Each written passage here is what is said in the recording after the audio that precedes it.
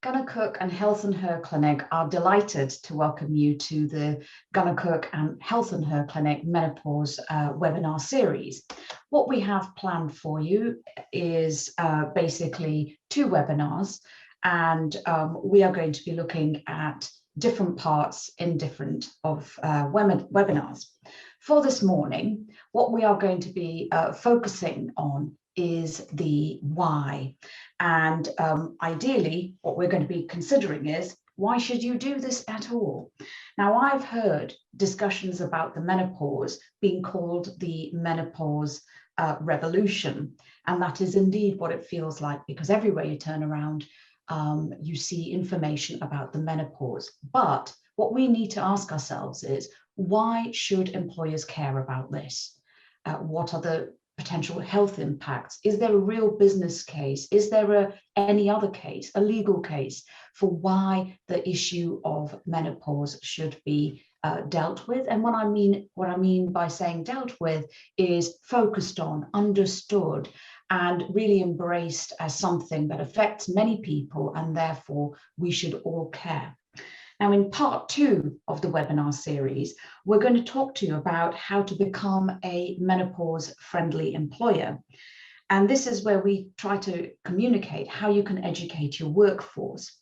We're going to talk to you about avoiding preconceptions and how you can implement policies and procedures. And also, we will be looking to signpost you to some valuable resources. Next, please. Now, I'm delighted to be able to introduce our panel of speakers today. My name, if you don't know, is Minnie Setti. I'm an employment partner at Gunnar Cook. I undertake all aspects of employment law, and I have a particular interest in discrimination. We also have with us a guest speaker, Dawn Jones, and Dawn heads up the clinic at Health and Her, which offers next generation menopause care. Health and Her is a leading female health hub for millions of women experiencing life-impacting symptoms of menopause. Dawn and her team provide comprehensive menopause support. We also have with us Jo Tyndall, who is an employment partner at Gunnar Cook. She's a very experienced employment partner who advises on all aspects of employment law, from recruitment all the way through to dismissal. She has considerable expertise in working with public sector, education providers, and charitable organizations. Now, in addition to the 3 main speakers, who are myself, Dawn, and Jo, we've also got 2 additional persons who've joined us today who will be partnering with us at the panel Q&A session. And that is Dr. Kate Burns, who is a registered member of the British Menopause Society with a specialist interest in perimenopausal and menopausal health. She has experience in obstetrics and gynecology and specializes in supporting women with contraceptive management. We also have Claire Sandman, who is currently working for Rolls-Royce SMR Limited and is the head of HR business partnering. Claire is also a placement psychotherapist specializing in transactional analysis-based psychotherapy with a particular interest in menopause. Now, we will be doing the presentation and webinar during the morning, and as we get to the end of our session, we are going to be opening the floor up for a question and answer session. We will also be interspersing our morning with a few polls to get all of you to respond in your own opinion of where things stand. So, Helen, can we have the first poll, please?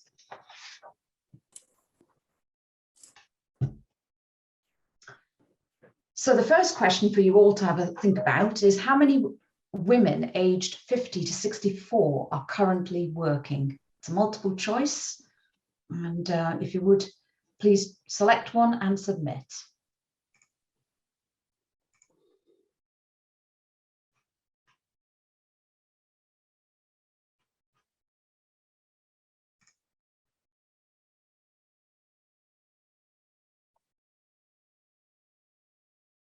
I think Helen's going to share the answers if she's got enough responses yet.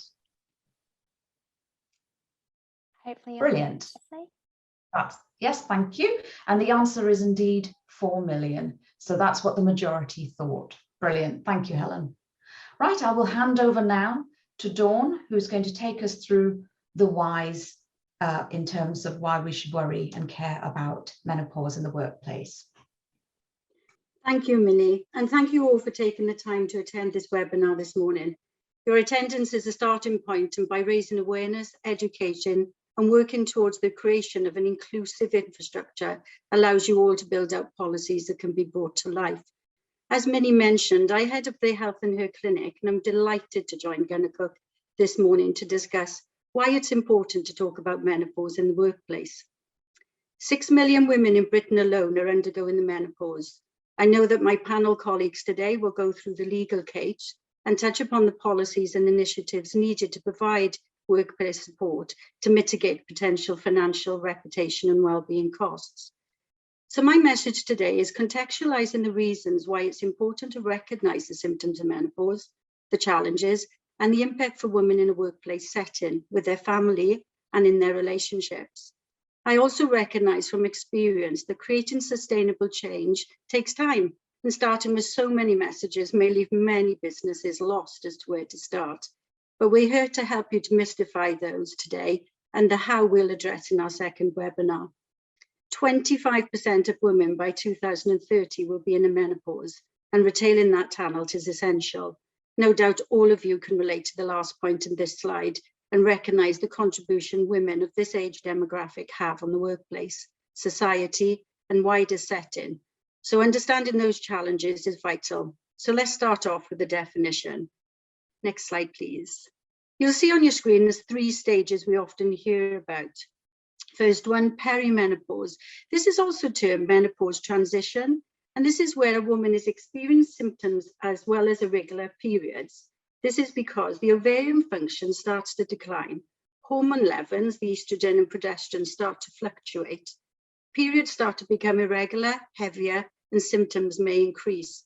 The severity of symptoms and the time frame of perimenopause can be different for every woman, and some may last for a few months, yet for others it can continue for many years. Typically the 5 to 8 years leading up to the final period, so that can start any time from 40 years, but typically we see it around the age of 45. The menopause, this is the point when women no longer have menstrual periods. At this time, ovaries have stopped releasing eggs and producing most of their estrogen. Menopause is diagnosed when you've gone without a menstrual period for 12 consecutive months, typically at the age of 45 to 55. And postmenopause, well, this is the name given to the time after women who have not had a period for an entire year. So let's look at some of the symptoms women experience. Next slide, thank you. There are over 30 symptoms, so this slide encapsulates just several, namely anxiety, low mood, trouble sleeping, brain fog. Some can be subtle and hardly noticeable, whereas others may cause a great deal of distress or discomfort. A recent survey by Bupa found that 1 in 10 women had no idea they were going through the menopause. A lack of awareness, embarrassment meant only 1/3 of women felt certain they were going through the menopause, whilst half suspected they might be. Having awareness of the symptoms supports our appreciation of the challenges women face and how they can affect their lives, well-being, and those around them. I've experienced firsthand a system that failed to let me know what was in front of me when I had a total hysterectomy, and working in a senior executive position at the time with symptoms that I couldn't comprehend created an anxious bubble that I lived in for many years until I spoke to a doctor who could help and not offered an antidepressant as the answer to calming my anxiety. Menopause is more than what I used to term as my tropical moment, and certainly never about the most sensitive or impactful symptoms my doctors are seeing in the clinic daily. And that feedback drives the guidance and support we're giving to clients through the wider Health and Her offering. Awareness of the other symptoms have created light bulb moments for many women who have an answer as to why they're feeling the way they are. I'm certainly seeing the reviews from patients using our service, which is humbling, and all the motivation needed to continue to make a difference in this area. One of the main things we hear is, I've been listened to. I don't feel I'm going crazy. I now know what's the matter with me. Suffice to say, menopause is a deeply isolating experience with untold damage to mental health. For sure, a woman's menopause journey is unique, and for those women experiencing extreme symptoms can find the challenges of a career exacerbated and simple daily tasks with family exhausting, all of which takes a huge toll on marriages. According to a study in 2021 by Stowe Family Law, 76% of women felt their partner didn't have the knowledge or the resources to support them through the menopause properly. And furthermore, 68% of divorces involving women at this time of life were initiated by wives. So the struggle is real. Next slide, please. The impact of just 6 symptoms shown in this slide puts into perspective the struggle women face. And you start to appreciate the wider ramifications, particularly when you put this into a workplace setting.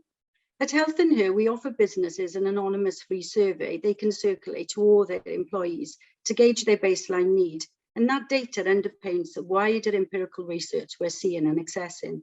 Anxiety, fatigue, and stress leads to confidence issues and impacts normal work tasks. We know that joint pains, poor sleep can lead to withdrawal from activities. So this is a problem we can no longer ignore for multifaceted reasons.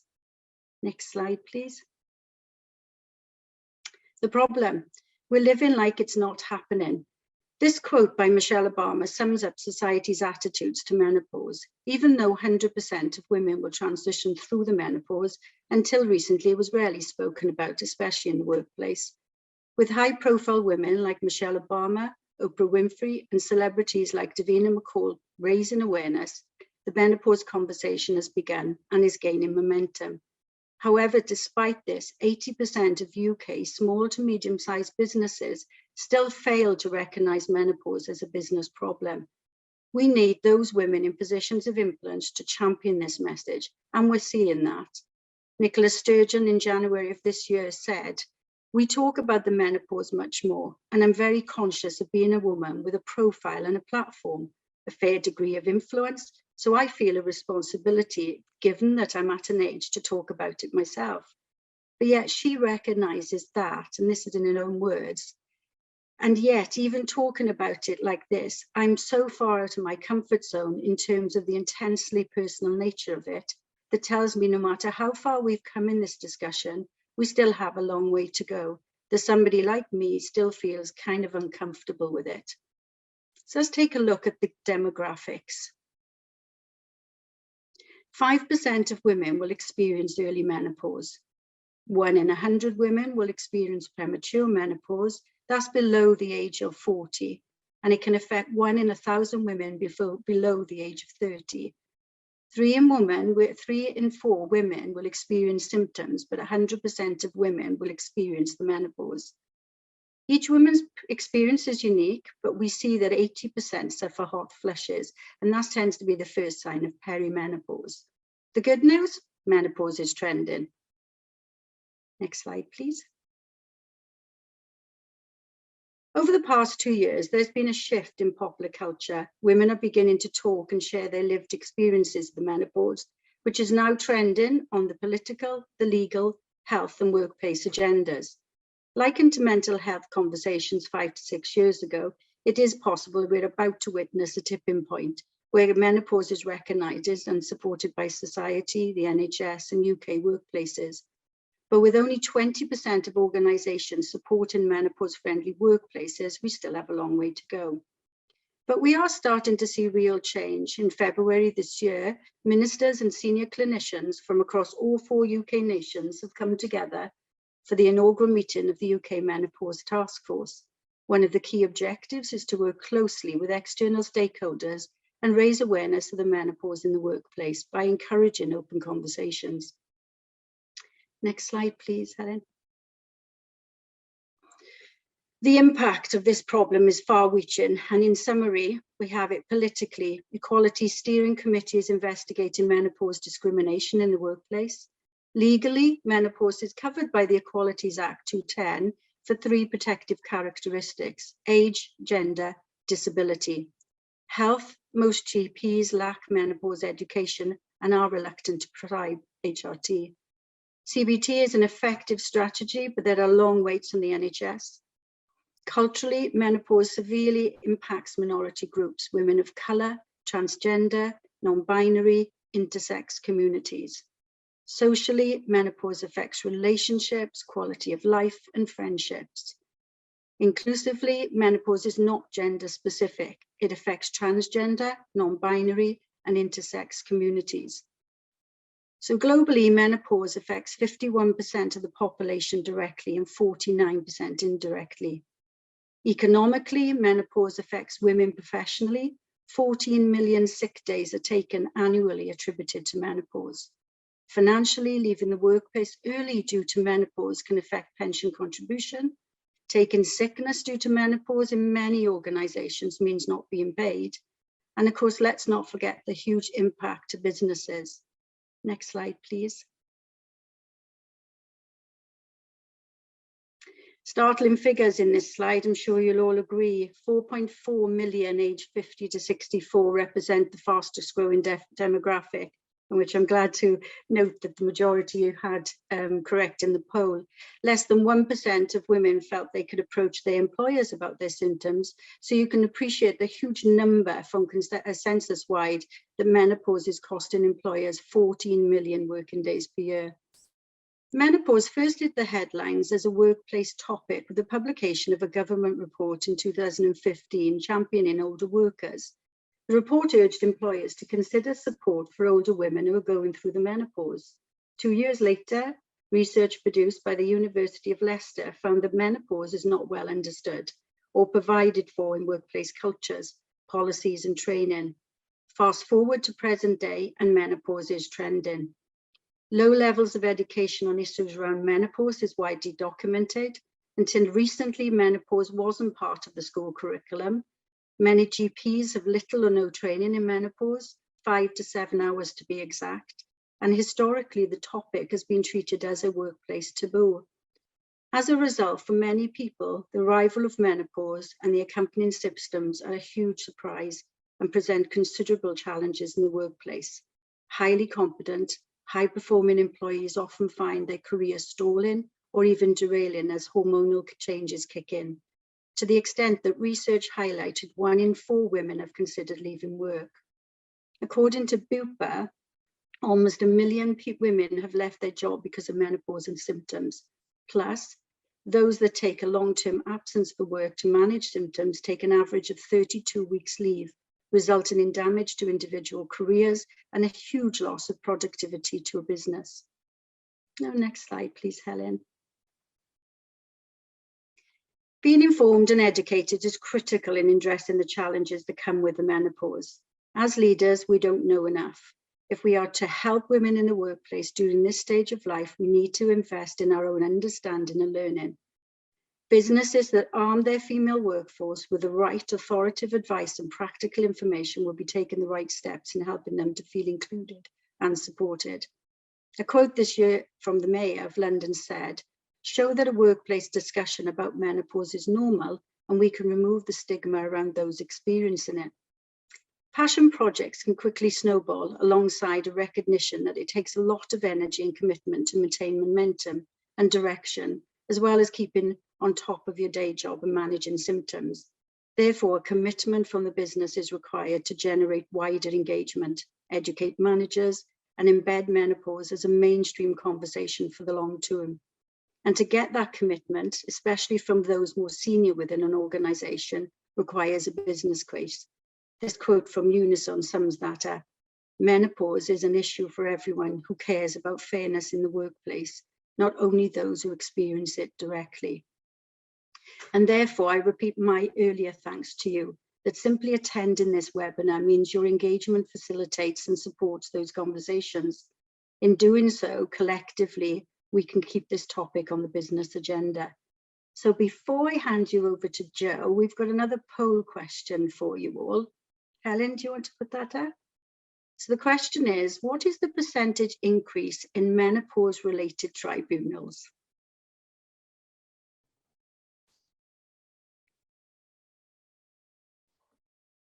We'll just keep that live for a couple of seconds.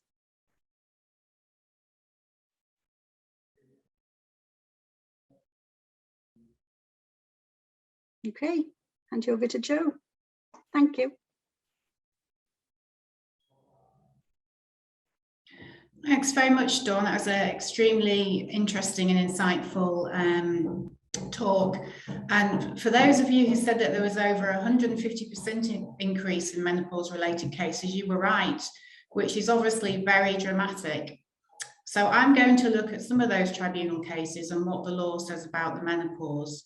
But before looking at this in detail, I want to highlight that I think in any legal case, there is clearly significant reputational risk in this area, particularly with the massive increase in media attention towards menopause issues that we've seen over recent years.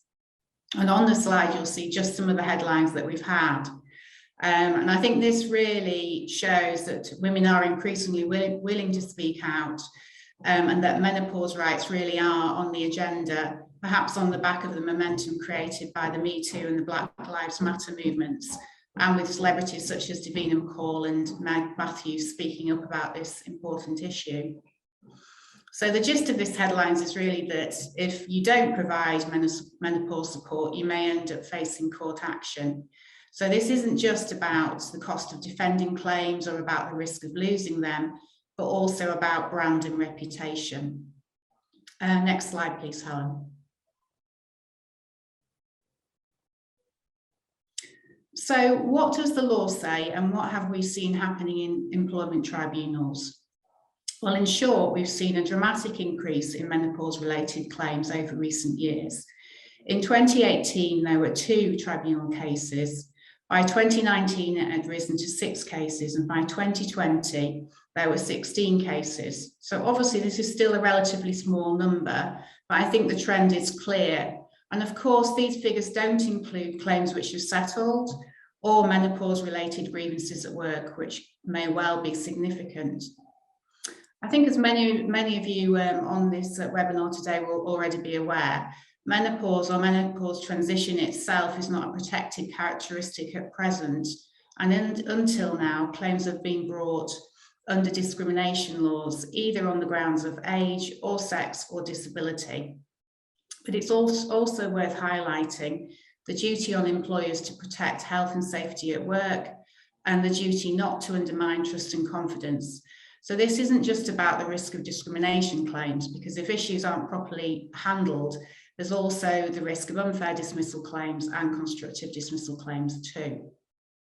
And I think, as we all know, dealing with tribunal claims is often hugely time-consuming, both in terms of dealing with us lawyers, but also from a time management point of view, and expensive to defend. And even if you're successful, then often the reputational damage is already done. Next slide, please, Helen. So looking now at some of the cases that we've had relating to the menopause, most of these, as I say, have been brought under discrimination legislation, and most are what we call first instance decisions, which means that they're not binding for tribunals in the future, but no doubt they would be taken into account. And we have at least one reported case which says that menopause symptoms can amount to a disability under the Equality Act, in that these symptoms can satisfy the definition of a disability, being a physical or mental impairment which has a substantial adverse and long-term effect on normal day-to-day activities. And I think in this context, it's worth noting that the law says that a substantial adverse effect is something that is more than minor or trivial. So the threshold is not particularly high, certainly not as high as it appears at first glance. And also that a long-term effect is one which has lasted or is likely to last for 12 months or more. So certainly many women's experience of menopause transition might meet these tests. So the case of Donaci and Talent Technology Services Limited in 2020 is one case where menopause symptoms were found to amount to a disability. And just looking at this case in a bit more detail, what's particularly interesting is that Miss Donaci's employer sought to argue that she had typical menopausal symptoms and that as such, the impact of them was not substantial. This was in spite of the fact that Miss Donaci reportedly had hot flushes 7 to 8 times a day. regularly accompanied by palpitations and feelings of anxiety. She woke 6 to 8 times per night with night sweats and experienced fatigue, anxiety, memory concentration difficulties, and other symptoms. And whilst HRT helped with her symptoms, they did persist, particularly when she was under pressure. So the ET, the tribunal in this case, had no difficulty in finding that the impact of Miss Donaghy's symptoms on her day-to-day activities was more than minor or trivial. And the employment judge quite rightly commented that she could see no reason in principle why typical menopausal symptoms couldn't amount to a disability. It's also worth remembering that when you are assessing whether or not a condition amounts to a disability, the impact of medication must be discounted. And given Miss Donaghy's extreme symptoms without HRT, the tribunal had no difficulty finding that she was disabled. So I think this case definitely highlights the dangers of employers making assumptions about what are typical menopausal symptoms. Next slide, please, Helen. The next case I'm going to talk about is Rooney and Leicester City Council, which is an EAT decision, so is binding upon tribunals, and which also looked at whether menopausal symptoms amounted to a disability. So in this case, the Employment Appeal Tribunal found that the tribunal who first heard the case had got it wrong in finding that Ms. Rooney's menopausal symptoms were not substantial enough to constitute a disability. Her symptoms included insomnia, stress, migraines, hot flushes, palpitations, and memory loss, including forgetting to attend meetings, losing personal possessions, forgetting to put the handbrake on her car and to lock it. It's difficult to see how she got through the day on occasions, I would imagine. And these symptoms were present for over 2 years. The Employment Tribunal found that Ms. symptoms did not have a substantial effect on her normal day-to-day activities because she was able to fulfill extensive caring responsibilities for her mother and her husband, both of whom had health issues, such that matters such as forgetting to lock the door or engage the handbrake on her car were fairly trivial. Quite rightly, the Appeal Tribunal overturned this decision and said that the tribunal should not have taken into account her ability to carry out caring responsibilities and that they should have focused on what she could not do or could do with difficulty. And the case was remitted to another tribunal to reconsider the issue. So I think this case really highlights, again, the danger of making assumptions, particularly in the context of caring responsibilities, which, let's face it, are fairly typical for women to have in midlife.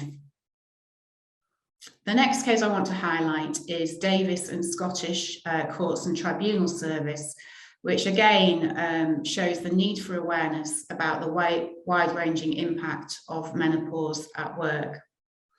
So in this case, Ms. Davis was a court officer. She was employed for 20 years by the Scottish Courts and Tribunal Service and had a flawless service record.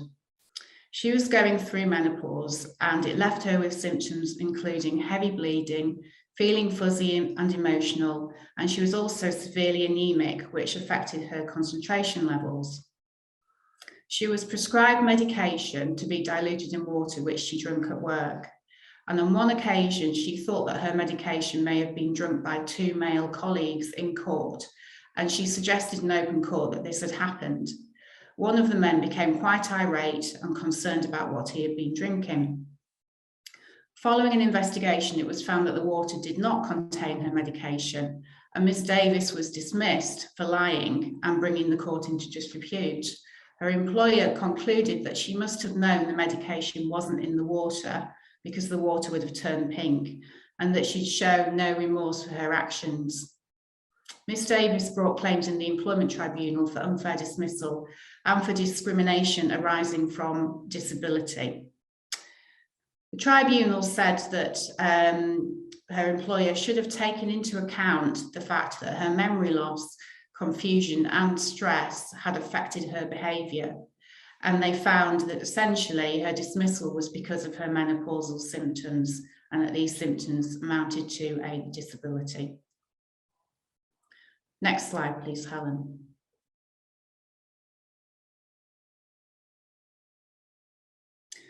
So I think whilst in some cases disability discrimination law has given protection, it's not always a straightforward matter, and it certainly highlights the need for reform in other cases.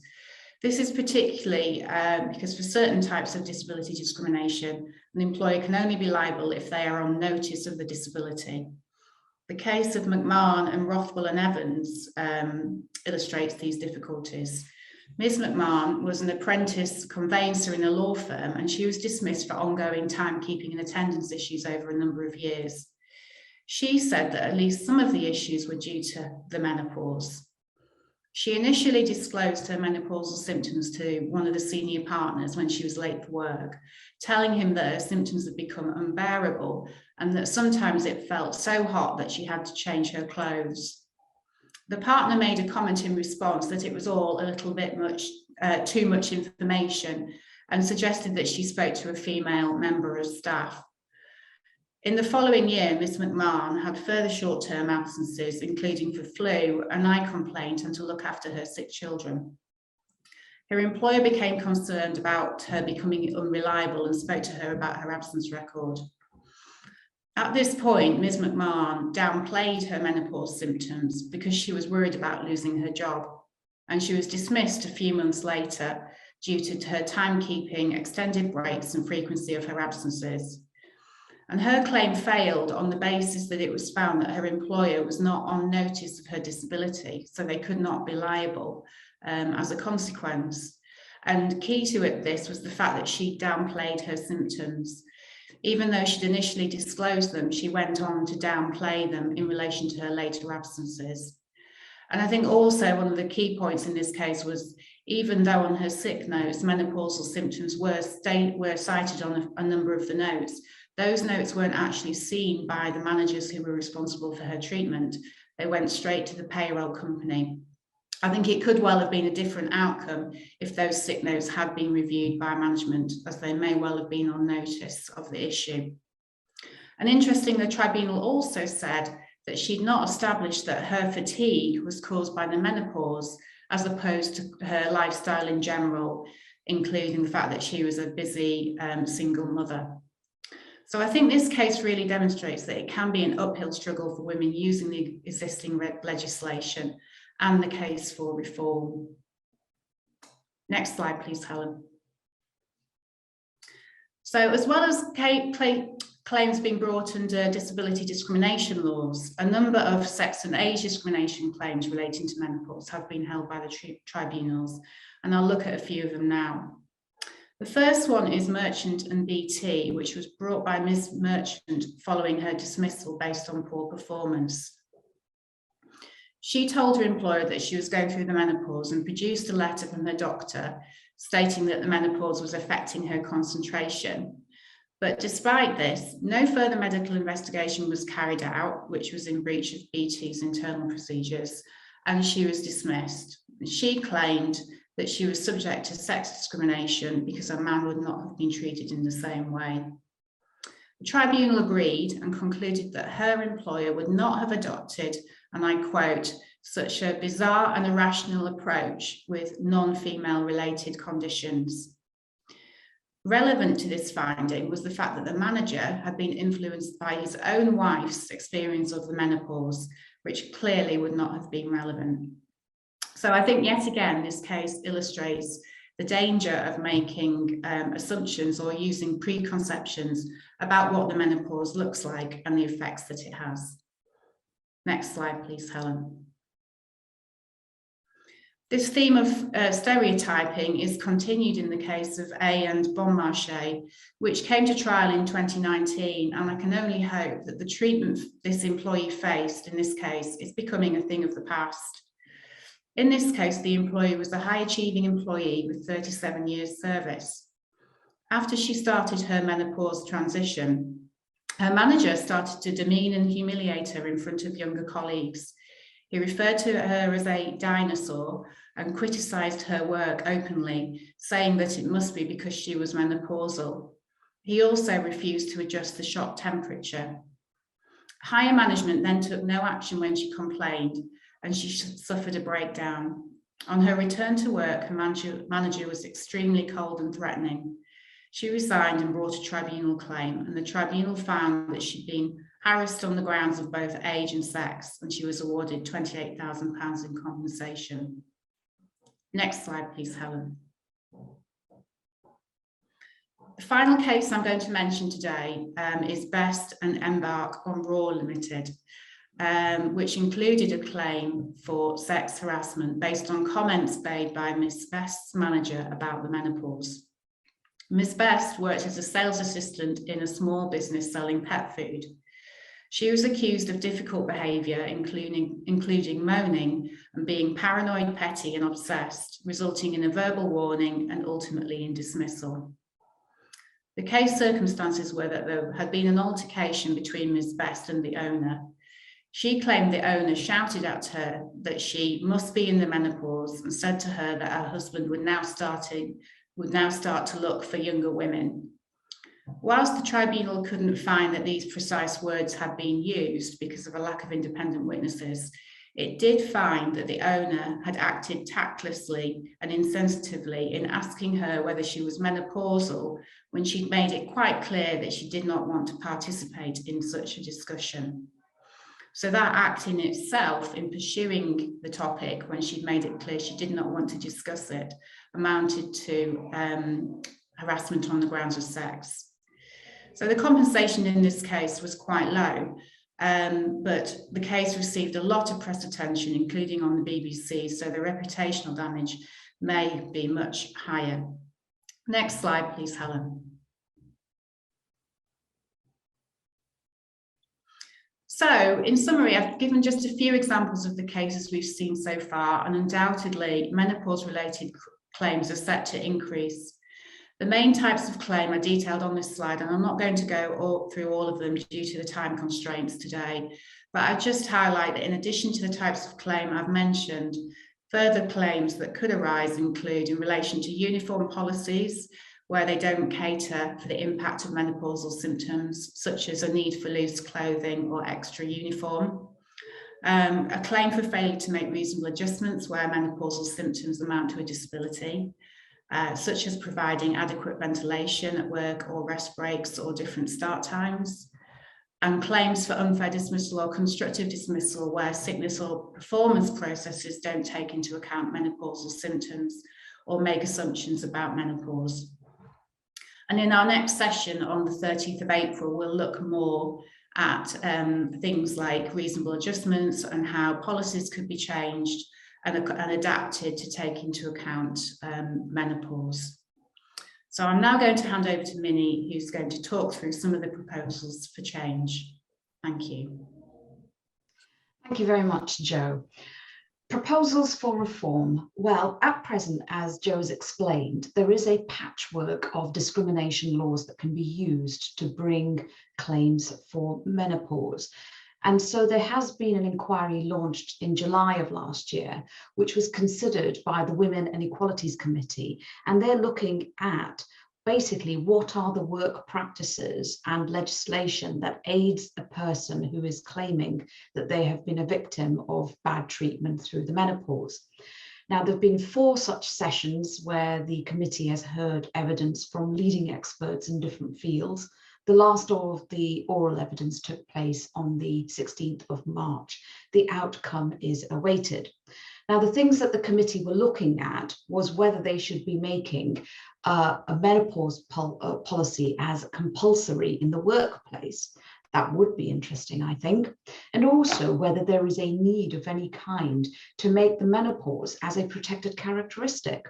People have likened the menopause to the protection afforded or should have protection afforded like those of pregnant women. In truth, is that ever going to happen? That is a question that we can't answer today. But certainly, as Dawn was saying earlier, there is a massive trend towards looking at this. The other all-party parliamentary group that's looking at it is based on a committee that has looked at the government's commitment of making menopause as a central pillar to the health strategy for women. So again, they are looking at how they can try and help women in the workplace. Now, my guess, and I think the guess of many commentators, is that whatever measures may be put in place, they're unlikely to be statutory. They're probably going to be awareness campaigns and training required for managers on a voluntary basis. Next slide, please. So what you've heard today is the why become a menopause-friendly employer. If any of you had entered the webinar today with any kind of doubt about the case to become a menopause-friendly employer, we hope that you have seen and heard a very convincing argument, firstly in terms of the demographic case, and ideally, when I say demographic, it's to say that employers need to look after what is very clearly a very, very valuable female talent pool. It's very important to look after that. The well-being case has been made out by Dawn very clearly, and it really is about making sure that businesses are looking after their staff, and if the staff and female staff are in need of support, then that is provided. The legal case, Joe's made this out very clearly, and the social responsibility case. Now, we'd like to end this part of the webinar this morning with a poll. Helen, if you put the poll up. Do you currently have a menopause policy in place? It'd be great if you could answer this question.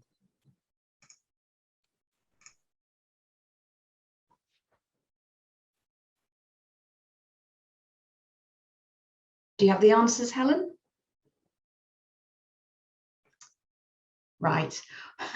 So 79% of you responded with a no, and only 9% responded with a yes. I think that's very telling because we have quite a mixture of sectors here today, as well as different types of businesses, big and small, and 79% say no. So that's very helpful to know that that is something that is going on people's agenda. And I certainly have speaking to many clients who've said they're contemplating it.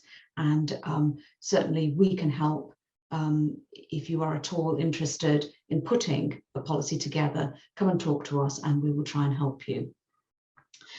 Next slide, Helen. I think I'll hand over to Dawn just briefly to touch on why we must keep menopause on the agenda. Yeah, thank you, Minnie. So today you've heard the headlines of why it's important to keep this on the agenda. 10% of the workforce is going through perimenopause or menopause, and consequently we're losing female talent because of it. 80% will experience life-affecting symptoms, and 45% of women will find it hard to deal with. With the menopause can be embarrassing, so it's not really a surprise that it isn't openly talked about in the workplace. The fact that we are losing female talent because of it is. Popular culture is changing the way menopause is perceived. The new emergence of focus towards women's experience of the menopause at work is being spoken in broadcast, print media, suggesting women are ready to talk about the menopause. Yet when you consider it takes 3 years on average to get a diagnosis from a regular GP, finding the right support is challenging. Organisations who provide a platform for the sharing of personal stories alongside tailoring the business case to include business-specific demographic, economic and legal data are more likely to secure buy-in. It is often an employee's personal experience that acts as a trigger for wider workplace initiatives. An individual or groups of individuals determined that no other woman should go through what I went through opens the conversation because quite simply no one else is going to do it. There isn't one-size-fits-all argument for menopause at work. Menopause initiatives must align with your company's strategy, policy and values. When the business case is meaningful to your industry, organisation and people, the business benefits will be more impactful. In terms of generating engagement, increasing career confidence and driving performance at all levels.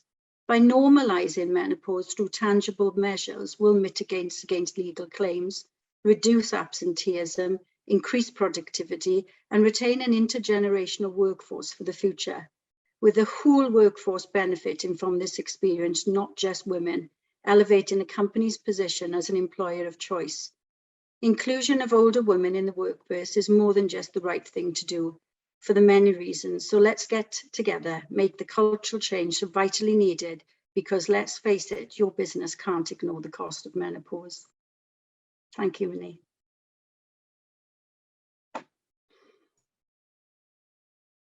Great, thank you very much, Dawn. So just to finish this part of the presentation, just to say we really hope that you've learned a lot of information and really insight into the problem that we have and why you need to do something about it in the workplace. Please come to our next session, which will show you about how you can become a menopause-friendly employer.